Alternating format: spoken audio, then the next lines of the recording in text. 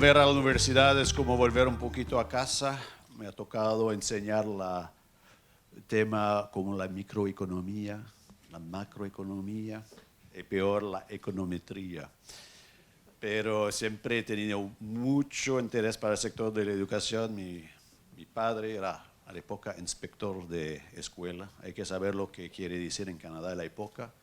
Era de inspeccionar a las escuelas rurales para asegurarse que había leña para calentar la casa, porque eran pequeñas escuelas. Mi madre también fue educatriz. Eso es importante mencionarlo porque ha trabajado mucho con los inmigrantes. Y eso es un tema, la movilidad en Canadá, la inmigración es un tema muy importante. Y hoy nos convoca a la Cátedra Global y ahí parece que estoy en un mundo muy competitivo. Espero que voy a estar a la altura porque me han dicho que el presidente de la Nación estuvo acá presente lunes, el ministro Trujillo, la Corte Interamericana de Derechos Humanos y parece que después viene la señora Catalina Escobar. Así que para que sea algo un poquito más dinámico, en lugar de hacer una larga presentación, voy a hablar tal vez 15 minutos, vamos a tener 3 pequeñas sesiones. Voy a hablar un poquito de nuestra política exterior. Claudio me va a ayudar después más con el lado comercial, económico, y vamos a terminar con unos temas de actualidad que se les convoca todos hoy. Aquí, la señora aquí tal vez puede levantarse. ¿Tú? ¿Sí? Y ahí dar la vuelta. ¿Y qué está escrito ahí? Está escrito, toujours feminista, siempre feminista. Bueno, le voy a explicar porque eso es un tema muy importante de la presentación de hoy. Canadá tiene una política exterior feminista. Y como le explicaba Sebastián, ustedes entenderán que venimos más o menos del mismo lugar en Canadá. Por este acento, somos ambos del lado francófono, yo soy de Montreal. Y el primer ministro nuestro, Justin Trudeau, también es de Montreal. Hay que saber que en Canadá un primer ministro tiene que ser diputado y cada ministro tiene que ser electo diputados, lo que cambia el panorama político. Pero voy a hablar un poquito y hay que saber que yo soy un diplomático de carrera. Yo no soy liberal, yo no soy conservador. De hecho, me nombró un gobierno conservador, embajador en Chile, acá en Colombia un gobierno liberal. Nosotros tenemos que representar nuestro gobierno, nuestro país, según lo que la gente ha votado. Y eso es muy sencillo, pero lo que la gente se ha votado la última vez en 2015 fue un gobierno liberal, donde uno de los ejes principales, Sebastián mencionaba, la importancia de la relación entre la política doméstica y la política exterior, no son mutuamente exclusivas, al contrario, yo siempre he tenido la convicción que la política exterior de un país debe ser la proyección de sus valores, la proyección de sus valores, sus pensamientos, de su economía. Pero vamos a hablar un poquito más de este tema de política feminista. ¿Qué quiere decir? Cuando fue electo el primer ministro en 2015, convocó a los periodistas para presentar su consejo de ministros y a esta época siguieron después Macron y el presidente Duque. Llegó con un consejo de ministros paritario, 50% mujer, 50% hombre. Y los periodistas, un periodista se le ocurrió a preguntar, pero ¿por qué es importante? Y su respuesta fue contundente, es porque estamos en 2015, muy sencillamente. Y le salió muy bien con esta respuesta porque es la respuesta que la gente quería escuchar. Estamos en 2015, como él decía, un país, nosotros no podemos avanzar si la mitad de nosotros se queda atrás. O tal vez la versión colombiana sería, no podemos ganar si la mitad de los jugadores se quedan afuera de la cancha. Y de ahí está esta política feminista. ¿Qué quiere decir eso? Le voy a explicar tal vez en 2 minutos, 3 minutos, lo que quiere decir en Canadá y después cuál es su proyección a nivel internacional. Hay que mandar señales muy fuerte. Así, esta idea de tener un consejo de ministros paritario ha sido el primer mensaje contundente. Lo puedo decir que hoy la mitad de mis colegas son mujeres. Es casi obligatorio, es una política de Estado. Empezamos por arriba y esperamos que todo siga en fila. Le voy a decir que al principio llegamos 50-50% de embajadores, pero las mujeres siguieron con unas quejas. Queremos embajadas muy importantes, no solo queremos ir en África. Así que hoy podemos decir que hasta en el G7 tenemos 50-50. Para decir cómo fuerte está este tema. Tema de empoderamiento a nivel económico, programa de financiación para pymes de mujeres. Si uno mira la participación de las empresas dirigidas por mujeres y empieza a mirar las estadísticas, ahí para la gente más conservadora tal vez se le puede convencer con unos argumentos de la validez de este propósito, de esta idea de inclusión. Las empresas en América Latina, y eso no son mis cifras, las empresas dirigidas por mujeres en América Latina tienen una tasa de rendimiento de hasta 30-40 más alto que las empresas dirigidas por hombres. Yo hablo aquí de empresas que cotizan en la bolsa de empresa grande. Nosotros en Canadá hemos decidido enfocar a múltiples niveles con política familiar. Por ejemplo, aquí en la universidad, ¿cuál es su política para ¿cómo se dice? Vacaciones parental? ¿Licencia parental? ¿Cómo se llama? Licencia de... Bueno, primero, soy muy sexista, porque dicen licencia maternal. Nosotros es licencia paternal. ¿Cuánto tiempo? Son 2 meses y medio, algo así, lo que la ley exige.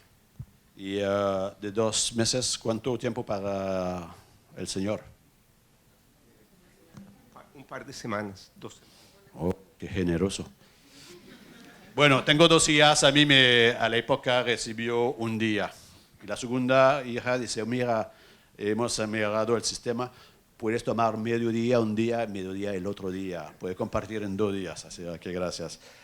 Hoy día no solo tenemos políticas muy progresistas, pero está cambiando el chip. El tema de feminismo, de política feminista no solo es un tema para mujeres, y al contrario, es un tema de toda la sociedad, es un derecho fundamental, es algo muy fundamental y presente. Yo le hablo de la política de licencia parental y en Canadá vamos a imponer una política donde queremos ir más hacia un sistema compartido donde tenemos hasta 1 año, no con sueldo completo, pero que sea 6 meses para el hombre, 6 meses para la mujer. Y ya países como Suecia están en este modo. Y yo sé que queda mucho trabajo que hacer en América Latina. Sebastián mencionó, yo estaba embajador en Chile. Ahí cuando empezó la licencia no parental, en este caso para el hombre. ¿Cuántos hombres tomarán lo que está previsto por la ley? Te ofrecen de quedarse en casa con tu niño recién nacido. ¿Cuánto tiempo? ¿Qué porcentaje de hombres tomarán? Tú sabes, tal vez, tú estabas en Chile. Primer año, 1%. Es cultural. Hoy día, te digo, en Canadá es el contrario. Si tú no tomas tiempo, tú eres un mal padre. Así que, pero con política sí se puede cambiar. Y nosotros, este eje de política feminista se proyecta en nuestra política exterior. De hecho, tenemos una política feminista y tenemos una política de cooperación internacional feminista. ¿Y alguien estudia negocio acá? ¿Conocen la expresión CFO? No, ok. El CFO es el Chief Financial Officer, es el que maneja el dinero de la empresa. Y yo digo que yo soy el CFO de la embajada, pero no por el tema financiero, Yo soy el Chief Feminist Officer. A mí me toca, como doctrina, de proyectar esta política. ¿Qué quiere decir de forma concreta? Ahí estamos enfrente de un mundo donde hay mucha desigualdad y toca tema de inclusión económica, toca tema de seguridad, tema de obligación de protección, tema más humanitario. Voy a volver a eso tal vez más tarde. Eso se llama crisis migratoria, que es una prioridad para nuestra política exterior. ¿Cómo se aplica eso en el mundo externo? ¿Cómo nosotros en nuestra embajada tenemos que incluir este tema? Primero hay que saber que cada política pública en Canadá tiene que ser pasado a través de un filtro que se llama GBA, en inglés, Gender Based Analysis. Cada proyecto de ley tiene que medir los impactos y de ver, y eso puede ser muy sutil, muy sutil. Por ejemplo, el tema de transporte público. Si vamos a tener unos accesos en muchos barrios, es el tema más complicado, es el acceso, eso es muy en todo el mundo. El tema de inclusión económica, tema de transporte. Por ejemplo, y se puede decir, mira, en Canadá es un mundo muy disciplinado. Hay que esperar a la parada de bus y entre las paradas no hay parada. Tú puedes decir aquí yo creo que es un poquito diferente. Pero de noche dicen, mira, tenemos un programa especial para las mujeres que sí, por tema de seguridad, si quieren bajar entre dos paradas de cierta hora, le pueden decir al chofer. Y así son pequeñas cosas, pero como ha sido el mundo hasta la fecha, un mundo dominado por el hombre, se puede ver. Hasta en cosas muy... Yo estoy aquí, por ejemplo, se habla mucho del tema de climatización en Canadá. ¿Por qué? Porque dicen que hasta los edificios están construidos para muchachos como Claudio, que van en traje, y mira, la señorita atrás tiene, para ti está bien, es un poco frío casi, y él tiene calor. Esos son aspectos que no vemos. Le voy a hablar de un poquito de lo que hacemos aquí en Colombia con eso. Estamos en todo el tema de inclusión democrática. Sabemos que, ustedes lo saben mejor que yo, que estamos entrando o ya estamos en periodo de elecciones regionales. Trabajamos, por ejemplo, con el NDI, National Democratic Institute, para favorecer la participación de las mujeres en el proceso electoral. Lo siento decir que este esfuerzo hasta la fecha ha sido, las cifras no son contundentes. ¿Me pueden decir cuál es el porcentaje de mujeres que se van a presentar como alcalde o alcaldesa? ¿Alguien? 10, eso es, más o menos, 10%. Yo no sé, hay mucha gente, y eso tengo que estudiarlo más a fondo, pero se sabe mucho que habitualmente las mujeres, en términos de inversión económica familiar, tienen mayor costumbre, es decir, invierten en comida más saludable, invierten en el hogar, mientras de vez en cuando los hombres tienen otras prioridades.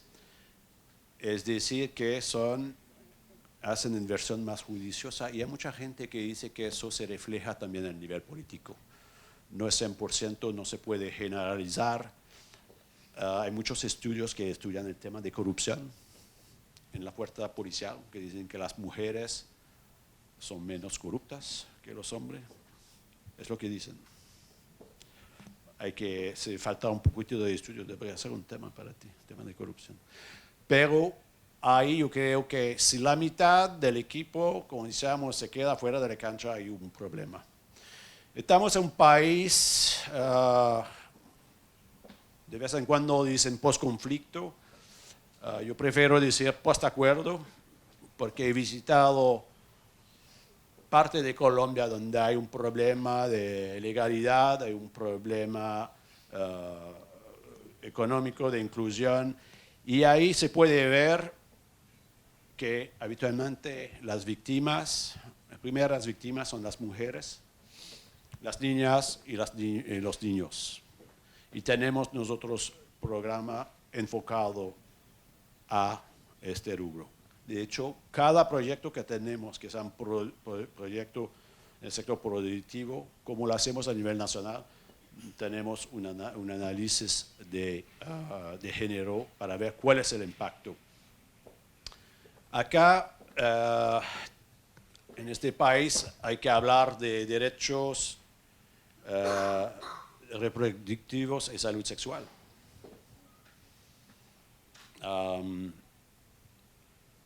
No sé como colombianos cómo se sienten, pero yo cuando voy a Tumaco y yo estoy con una mujer de 30 años, cabeza de familia, que ya está abuela, y que yo veo la niña jugando ahí, y que la abuela de 30 años va a ser bisabuela, 45 años, en condición de precariedad económica, tema de salud. Ahí yo creo que hay mucho que hacer. Estamos trabajando de forma concreta con Pro Familia. Yo sé que en este país el tema reproductivo, para no hablar de aborto, es un tema en unos sectores, es un tema delicado. Lo ha sido en el pasado en Canadá. De hecho, en Canadá no hay ley de aborto. Es un acto medical, se considera así. Pero nosotros decimos donde vamos a tener el mayor impacto con nuestro programa de cooperación es atender a esta población marginal, hogar de cabeza, mujeres que están básicamente excluidos del mundo económico. Yo hablaba de transporte público. Uno puede ver, hay experiencia muy interesante en Colombia, todo como los metrocables que podían traer a esta gente excluida en el mundo económico. Ha sido una inversión fantástica. ¿Qué quiere decir eso? Bueno, tal vez no creo que nosotros también entramos en elecciones. ¿Hace frío? Es un edificio para hombre. Así que la política feminista es, para nosotros, no es algo esotérico, no es una propuesta teórica, es algo concreto. Yo hablé de los programas que tenemos con Pro Familia. Vamos a lanzar un proyecto con Oxfam para apoyar todas las organizaciones feministas del país, no todas, porque hay miles, pero y va a ser la primera vez que el tema de recursos es muy bonito tener idea, tener política, pero si no hay recursos, estas ideas no valen mucho. Yo voy a parar acá, antes de pasar el micrófono a Claudio, que nos vas a hablar de tema más convencional, de la economía, y yo voy a volver con tema de política exterior más convencional. Pero si hay preguntas sobre este tema de política feminista, ¿ya tenés una pregunta? No. Si hay un mensaje para los hombres acá, porque yo voy a muchos eventos de mujeres y de vez en cuando yo soy el único hombre.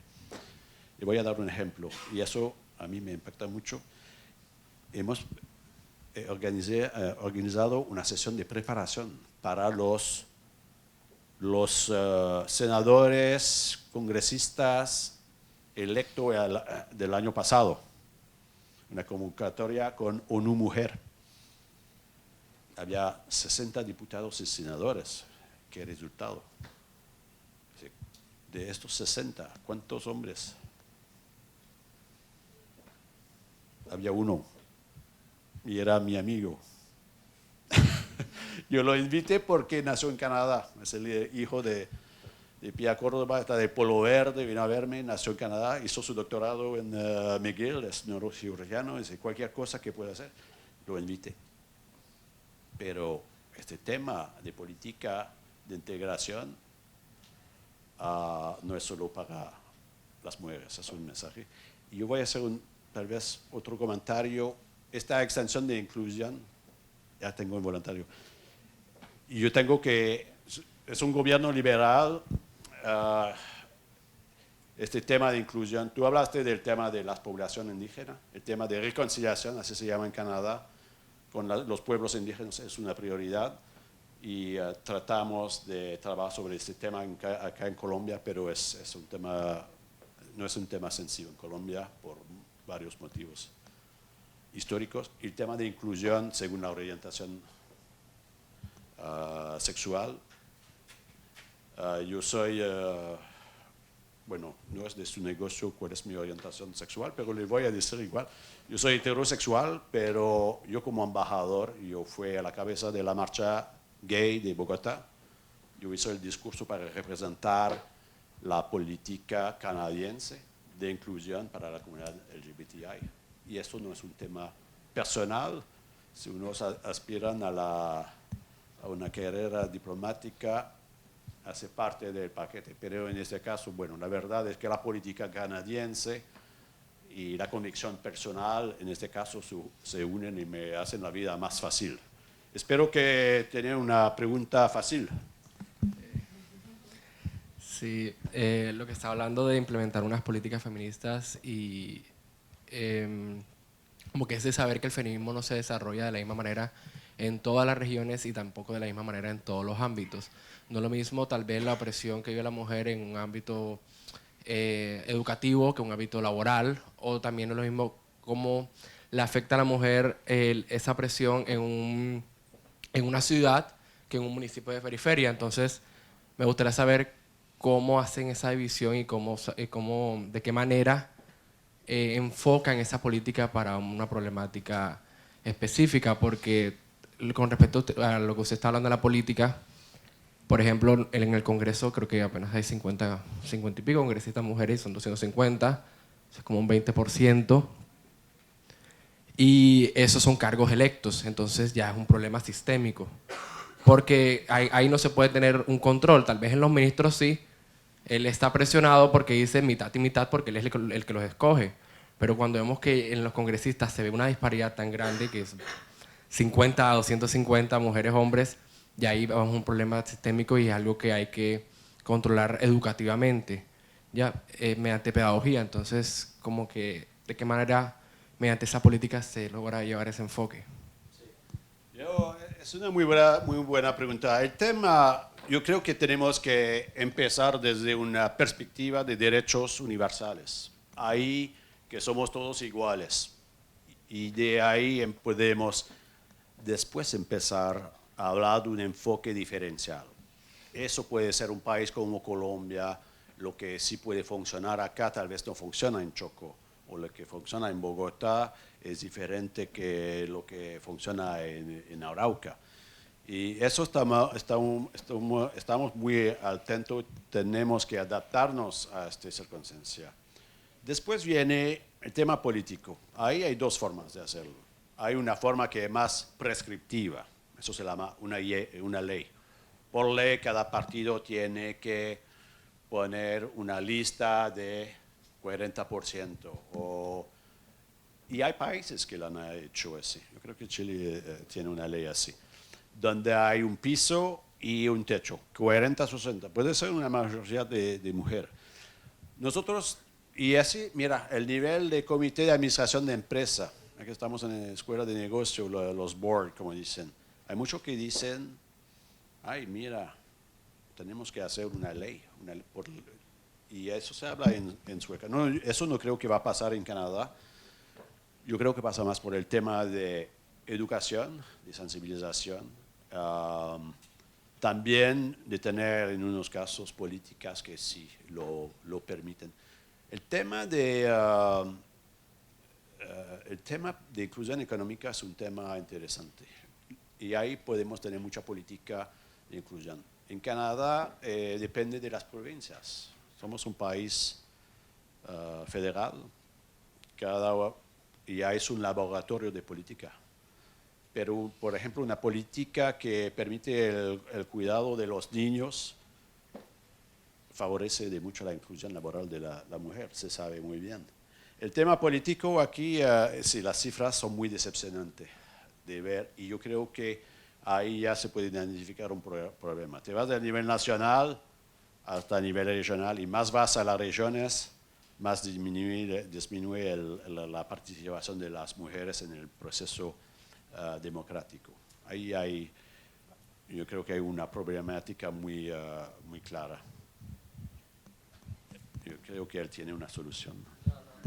No era eso, sino que ahora que está hablando de eso, que algo que también considero que es un problema es que para mí no solamente es cuestión de que las mujeres lleguen al poder, sino que lleguen mujeres con soluciones feministas al poder. Por ejemplo, tenemos la primera vicepresidenta, eso es un logro, claro, pero ahora viene la pregunta, ¿qué tanto ha hecho Marta Lucía Ramírez por las mujeres?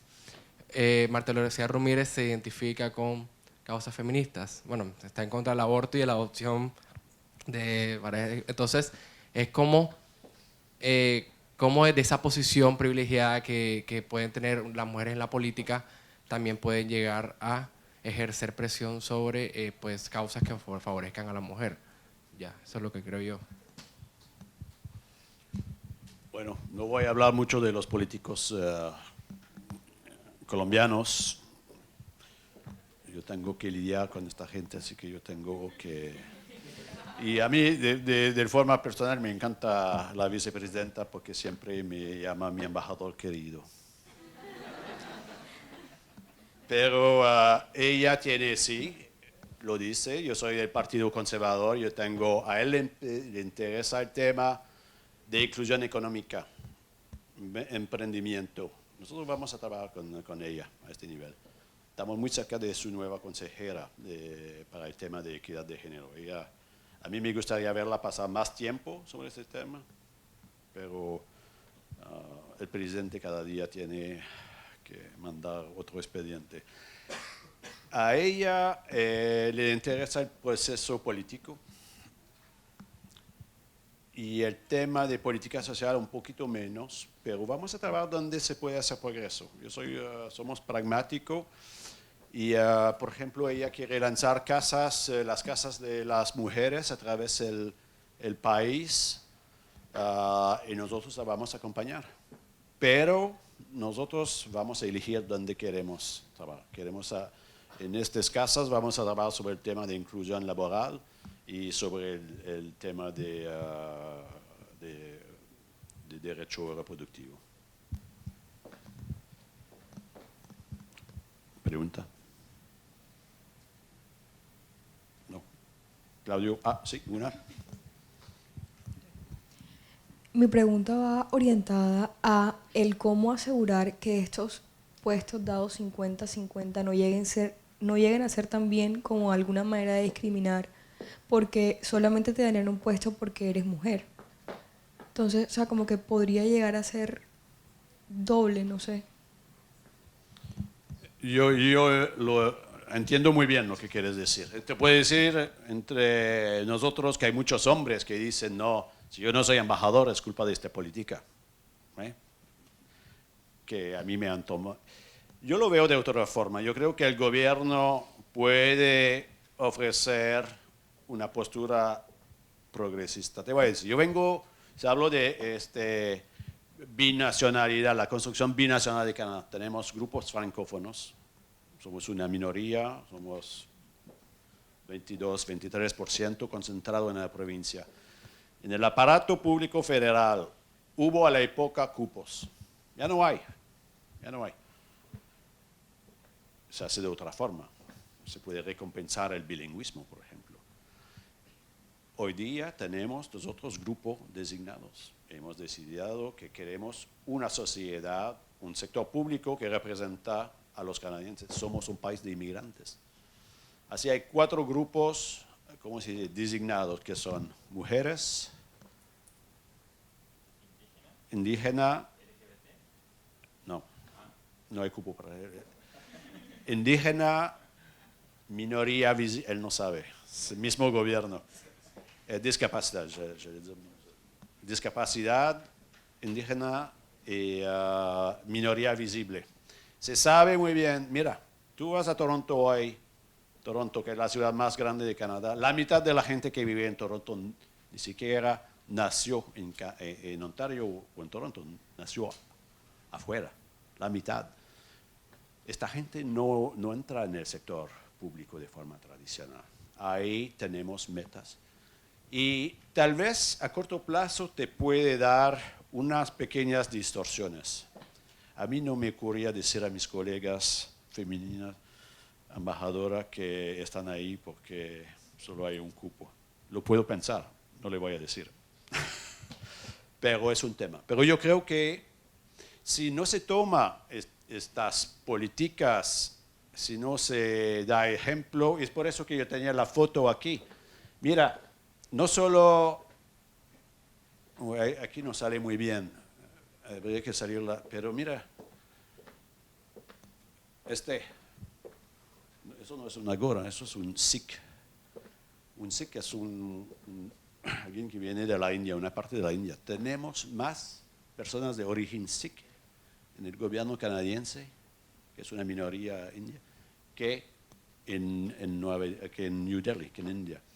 Tenemos indígena, tenemos, y lo que hace, si uno mira las fotos de hace 30 años, eran todo así, así, así. Él un poco joven, pero ya está cambiando el color. Pero eran hombre, blanco, y te podría decir en muchos casos anglosajones. Pero a través política eso se cambia. Y yo creo que eso es una muy buena ilustración. Pero también el grandote, ella es, no sé si es ella, tenemos una que es de Afganistán. Y yo creo que es el mejor, si se veo un africano, o tal vez no entró en el gobierno en 2015.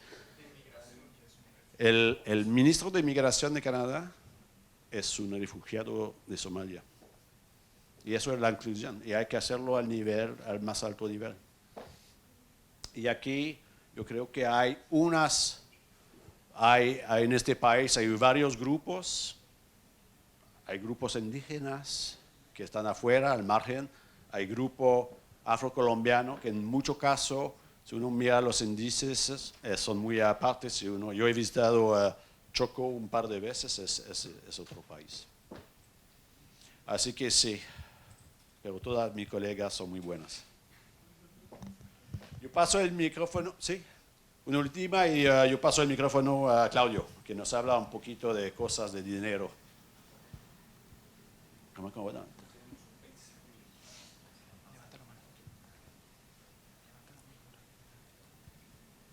Ahí. Pensé que era ella. ¿O tú hablas fuerte? Bueno, mi pregunta iba enfocada a que pues, en Colombia se ha intentado llevar a cabo políticas feministas, políticas públicas feministas, pero se ve más en el nivel local. Mi pregunta iba dirigida a que pues se conoce que en Colombia pues hay una situación financiera en la que el Estado pues de pronto no se encuentra económicamente capacitado pues para resolver o para ejecutar políticas públicas feministas. Entonces, pues como se ha dado en el caso de la experiencia canadiense. Entonces, pues ustedes desde su experiencia, ¿qué sugerencias tienen pues para que este tipo de políticas públicas puedan ejecutarse en Colombia, pero en una escala mayor, a nivel nacional, no solamente local? Me resulta difícil hablar del tema de recursos y yo no voy a dar consejo a este gobierno, son ustedes, es su gobierno. Pero lo que sí yo puedo ver, en este país el gasto de defensa es más alto que el presupuesto o educación sobrepasó el presupuesto militar hace poco. Si tú vas a Canadá, el contexto es diferente, el tema de seguridad es diferente. Pero ahí hay decisiones El ejército colombiano, ¿cuántos uniformados? 300, 400.000 con la policía. En Canadá el ejército es 40.000, más una pequeña reserva.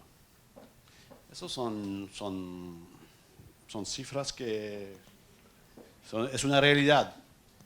Es su decisión de saber dónde van a invertir. Yo creo que, y eso lo digo, y lo voy a decir la semana próxima, estoy en un foro, la semana de educación, en una entrevista. Yo creo que la educación, para no hablar de política feminista, es la inversión más importante y más rentable para un país. Pero bueno, tengamos en cuenta que también en el contexto colombiano, pues en el caso de la defensa, pues estamos acabando de terminar un acuerdo que pues necesita que no se le bajen los recursos a la defensa, pues porque estos son los años más difíciles. Entonces pues también entra en debate eso. No, estoy de acuerdo. Y yo no voy a comentar la decisión del Estado de hacer programas de fumigación.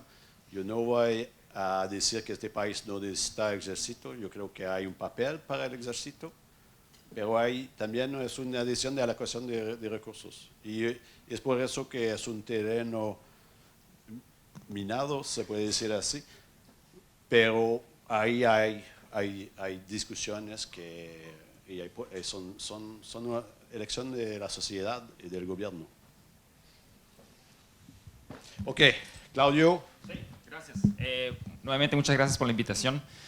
Se me ocurre, ¿cuántos de ustedes han estado en Canadá? Levante la mano. Bueno. Estudió en McGill, así es. Bueno, el embajador me pidió que hable un poco de economía.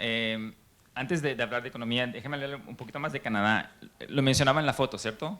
Un gabinete paritario y diverso. ¿Quién más reconocen en la foto? ¿Quién está, la pintura esa? ¿Quién está representada en esa pintura? La reina. ¿Es la reina de Canadá? Es la reina de Canadá también. Sí, entonces cuando escuchan la palabra reina de Inglaterra o Reino Unido es un misnomer, como se dice. Es la reina de Australia, es la reina de Canadá, es la reina de muchos países, o que es todos, creo, de la mancomunidad. ¿Por qué le menciono eso? Porque básicamente Canadá, claro, es un país que tiene un legado, una historia vinculada a Inglaterra, pero también vinculada a Francia. Tenemos esos dos idiomas oficiales, que es el inglés y el francés.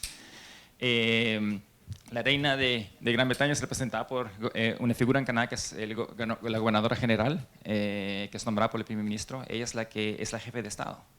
Ella es la que firma todos los proyectos de ley en ley. Ella es la que puede declarar la guerra a otro país. El primer ministro no lo puede hacer.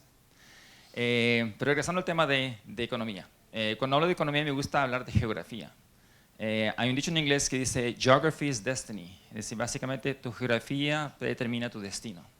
Tomen el caso de Colombia. El narcotráfico no podría ocurrir en Canadá, donde el 40% creo del país está bajo hielo. Nosotros tenemos mucha suerte geográficamente por nuestra ubicación, ¿cierto? Tenemos acceso al Pacífico y al Atlántico. Les damos la cara a dos océanos. Entonces miramos hacia Asia, tres con el del norte también, que nadie habla de él, pero hoy en día ya uno puede, hace 20 años uno no podía pasar en una embarcación por el norte, pero ahora con los cambios climáticos ya se puede, hay turismo incluso. Pero Canadá entonces le da la cara a dos océanos, si uno va hacia el este, vínculos muy fuertes con Europa todavía y hacia Asia, si uno va a una ciudad como Vancouver. Canadá también es vecino con el país más grande, la economía más grande del mundo, que es Estados Unidos. Eso ha sido una suerte para nosotros, es el mercado de consumidor más importante.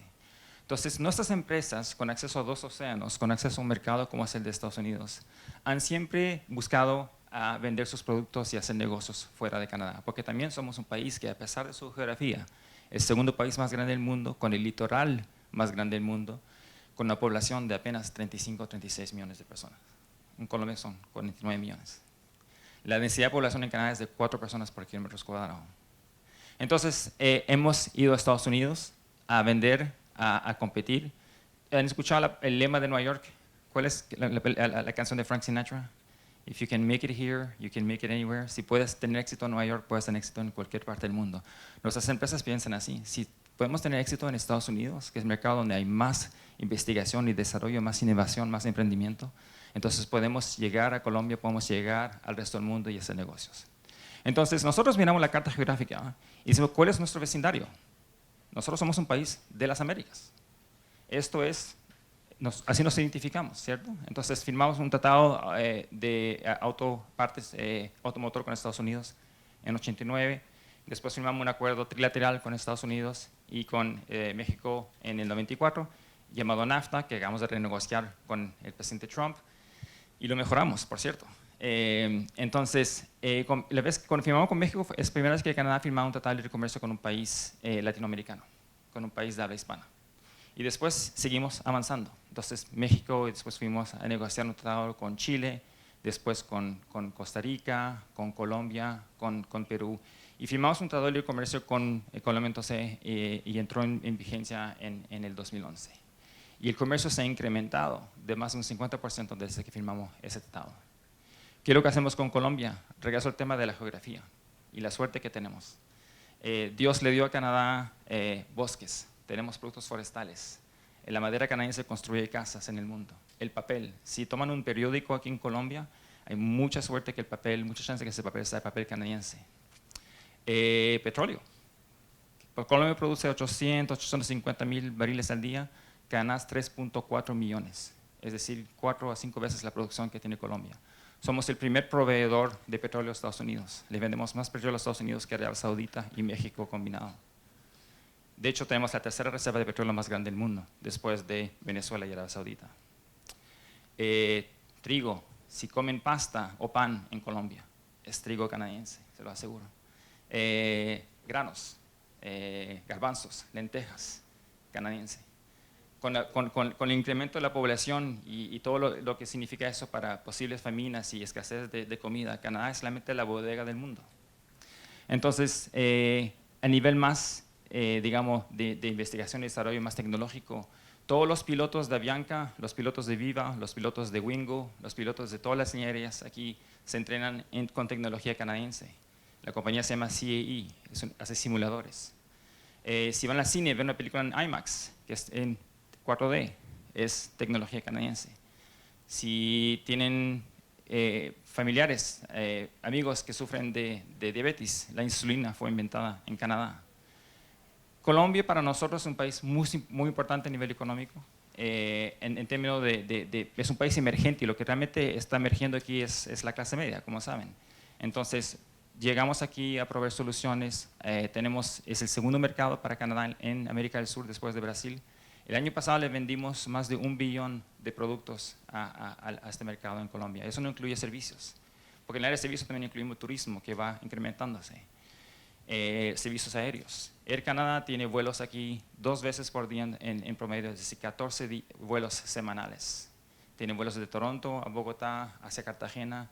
Y ese flujo, hay 3 razones. El turismo, también educación. Tenemos como 4.000, 4.500 estudiantes colombianos que van cada año a Canadá a estudiar. Eso es un incremento de 41% en comparación con el año anterior, el cual fue un incremento de 32% en relación al año precedente. Es decir, todo el mundo reconoce que Canadá no solo Dios le ha dado muchas cosas en términos geográficos y recursos, pero también yo diría de manera humilde que también nos dio a los canadienses. Una sociedad inclusiva, una sociedad tolerante, una sociedad donde hay paz, donde hay orden. Y creo que muchos estudiantes van a buscar eso, una calidad de vida. En términos de reputación, tenemos suerte, la bandera canadiense, la que pueden ver en mis medias. Eso fue algo que me enseñó el embajador. La hoja de maple es reconocida mundialmente, es nuestro símbolo. Los países son marcas y en términos de reputación, todos los estudios demuestran que Canadá es el país que tiene mejor reputación y uno de los países más respetados en el mundo. Y la marca canadiense entonces es algo que aquí nos ayuda mucho. Hay muchos colombianos en Canadá, son alrededor de 100,000. 50 años de conflicto hace que muchos colombianos se fueron a Canadá y hoy en día son los expatriados, el segundo expatriado latinoamericano más grande después de México. Y México es por la cercanía, obviamente, geográfica. Entonces también, muchos que tienen parientes. Ayer estaba reunido con una empresa y en el ascensor me subo y alguien reconoce el PIN que tenía de Canadá y me dice, tú eres canadiense, yo también, mi madre vive en Edmonton, en Alberta. nos conseguimos canadienses en todos lugares y nos gusta mucho esa relación de persona a persona que existe entre nuestros países. Estamos corto con el tiempo, así que voy a parar aquí simplemente quiero resaltar los principales temas que tenemos en nuestra relación comercial. No sé si hay preguntas, si no, vamos a seguir así para que sea orgánico y pueda fluir esta presentación. Listo, gracias. Claudio es un buen ejemplo de la inclusión. Cuando llegaste a Canadá, y dígame cómo llegaste a Canadá. Bueno, yo gracias, nací en Chile en el 73, el año de un golpe, y llegué a Canadá en el 76 como refugiado político. Mis padres llegaron como refugiado político. Canadá cambió su ley de inmigración porque no existía la categoría de refugiado en ese momento. Y entonces y acogió y le dio una recepción muy cálida a todos los chilenos que llegaron ahí. Y ya tengo 16 años trabajando con el Servicio Diplomático Canadiense, representando a Canadá fuera del país. Hay muchos países que no permiten ciudadanos con doble nacionalidad de representarlos porque Colombia entre otras, porque van a cuestionar su lealtad. En Canadá es casi imposible hoy en día. No podríamos tener un cuerpo diplomático que realmente representa a su país en términos de orientación sexual, en términos de género, en términos del color de su piel, en términos de su etnia y religión, si no fuera así diverso. Y si Claudio se porta bien, un día podría ser embajador. 15 minutos, está bien. Yo voy a agregar un comentario que es importante y es el tema de la conducta responsable de las empresas. Eso parte también de un lema del gobierno. No es una sorpresa si les digo que Canadá tiene mucha inversión en el sector extractivo. Aunque la primera empresa de gas del país, después Ecopetrol, es Canacol, que trabaja ahí en Sucre y en Córdoba. Tenemos el nivel de petróleo de las más grandes, después Ecopetrol, que son Parex, Frontera, Gran Tierra. El proyecto minero más importante, la inversión tal vez privada hoy día más importante de ese país es en Buritica, es una operación minera canadiense. Y les puedo decir que este tema de conducta responsable de la empresa es muy importante. Acabamos de nombrar una representante, así que cada comunidad de Colombia que no está contenta puede quejarse.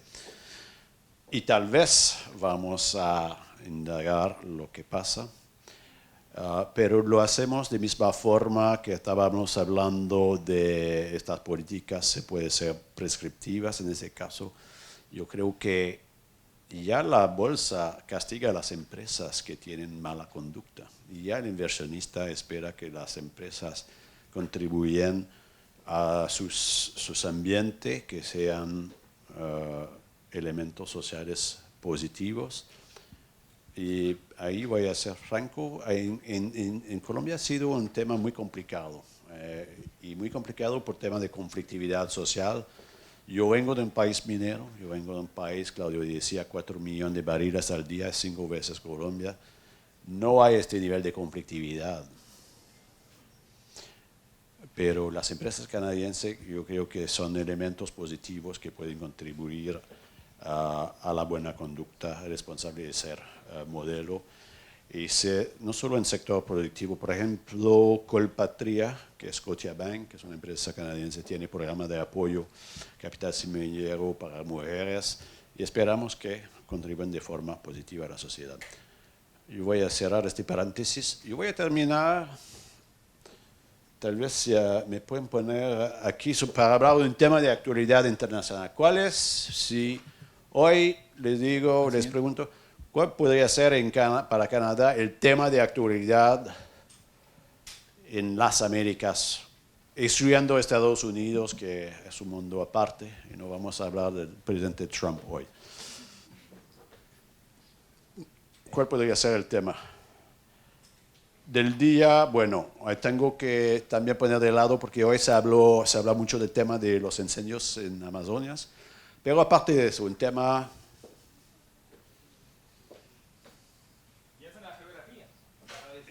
Bueno, les voy a ayudar. ¿Cuál es el país al lado de... Ok, ahí.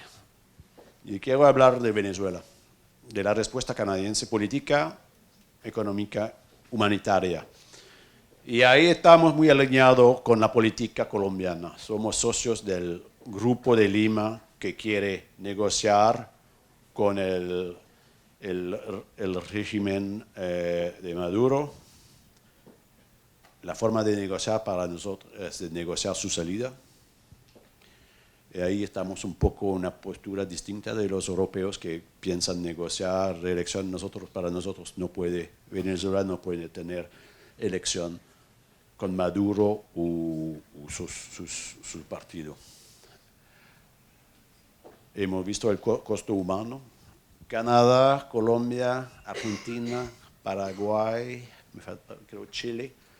Juntos hemos traído un caso a la Corte Penal Internacional para, ¿cómo se dice? Lesa humanidad o lesa humanidad. Así que tenemos una postura al mismo tiempo muy clara. No estamos en favor de una intervención militar. No vamos a ir y no vamos a apoyar cualquier tipo de intervención directa en este país. Nos pone en una posición muy difícil, pero nos pone Colombia en una postura mucho más difícil. Y ahí yo quiero dar, cada vez que lo puedo y que yo hago discurso a gente de negocio, yo agradezco a toda la gente presente, porque a mi juicio los colombianos han sido muy generosos en su acogida de esta gente. Yo sé que hay historia de migración, Colombia ha sido un país donde el tema migratorio era una migración afuera. De hecho, hay muchos colombianos que se fueron a Venezuela. Eso puede explicar el tema, pero si uno mira lo que pasa hoy a la frontera de Estados Unidos y México, con lo que pasa ahí, yo estaba en Cúcuta lunes y martes, ver a esta gente entrar. Ahí yo creo que hay un gran esfuerzo humanitario, hay un costo muy importante para su gobierno.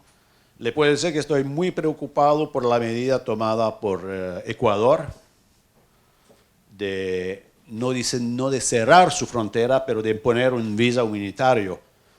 Porque imponer un visa humanitario es decir, la gente necesita un pasaporte. Esta gente no tiene pasaporte, ya no hay emisión de pasaporte. O si hay, tienen que pagar $500 y esta gente no tiene este dinero. Tienen que pagar $50 para obtener este sello. Es decir que yo estaba hablando con la gente a la frontera y dice, mira, solo 30% de esta gente puede aspirar a tener este visa humanitario. ¿Qué significa? Esta gente entra ahí donde eso es la respuesta en términos de humanitaria de Canadá, como se puede ver. Estamos ahí en la zona frontera y en el sur, Nariño también, y unos elementos de tránsito porque Cali es un gran centro de... Pero eso es un drama a una escala nunca vivido en las Américas, de tener una salida, una migración forzada de 3 millones de personas y si alguien me puede decir cuándo eso se termina, gracias porque yo no sé cuándo eso va a terminar. Y si se va a Maduro, sabemos muy bien que el tiempo tiempo de recuperación de la economía, eso va a tardar 2, 3, 4, 5, 6, 10 años. Esta economía está destruida. Lo que hacemos, el primer ministro anunció una ayuda de $50 millones. En este caso hemos tomado el liderazgo. En nuestra petición de enmienda hicimos una propuesta para incluir Colombia dentro de un fondo que se llama el GCCF, Global Concessional Financial Facility. Se habla mucho de solución, no hay que reinventar la rueda. Nuestra primera crisis es de este tamaño, la primera en este continente, pero hay una crisis similar en Siria.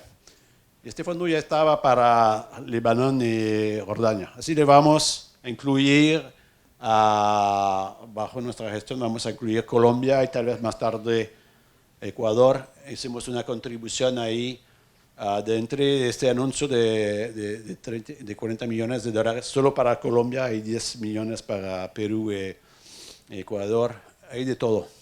Pero lo más importante es una contribución ahí directa, no directa, casi directa, al gobierno colombiano. Queremos a alguien que nos asegure que el dinero llega a donde tiene que llegar. Y creemos que el Banco Mundial lo puede hacer bien. Vamos a contribuir, hemos hablado de la educación para niñas en la frontera, Save the Children, CUSO, programa de reinserción laboral. Hay una contribución directa al ACNUR, que es la agencia para refugiados. Y hay asistencia humanitaria. Es increíble que hoy día tenemos que intervenir de forma humanitaria en las Américas. La ayuda humanitaria es para las necesidades básicas de la gente. Es comida, es medicina, eso no tiene nada que ver con el desarrollo o la cooperación. Eso es lo mínimo. Y hay que hacerlo. Si es una inversión, no es una inversión, es pagar la renta. Pero ahí trabajamos con el Programa Mundial de Alimentos, acción contra el hambre, todo el camino de los migrantes ahí de Cúcuta, Bucaramanga, reciben bolsa de comida, cosas así. Hay que ver, es muy impresionante. La Iglesia Católica trabaja mucho también. Yo creo que la obra más importante es hay un comedor en Cúcuta, se llama La Divina Providencia, algo así. Es del obispo. 6,000 platos al día. Es un comedor increíble. Ahí llegan fondos de los católicos de América del Norte, Canadá, Estados Unidos, un poquito de Europa, del Fondo Mundial. Y yo le quería explicar eso para decir que existe una solidaridad que yo no tengo solución, no sé cuándo se va a terminar. 5 minutos y ya he terminado. Entonces, según Sebastián. Solo quería hablar de eso porque es un tema de actualidad.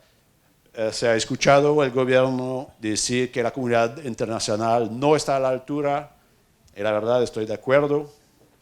Las cifras son las siguientes. El gobierno colombiano ha recibido $70 por refugiado, migrantes, mientras en Siria los sirianos 500, 600 y más en Somalia. Así que ahí la comunidad internacional no ha sido a la altura, creo yo. Entonces nosotros, mi explicación es la siguiente. Eso es los europeos que habitualmente financian estas misiones. La preocupación migratoria, si ustedes lean el periódico, se llama África. La gente llega en España, Italia, en barco, llegan caminando desde los Balcanes, llegan caminando desde Siria, y Colombia y Venezuela les parece muy lejos. Pero yo creo que eso es una bomba de tiempo y espero que encontramos una mejor colaboración a nivel internacional, pero nosotros hemos tratado de apoyar y yo creo que vamos a llegar con más apoyo en las semanas que vienen. Tenemos que hacer los anuncios antes que empiece la campaña electoral. Gracias.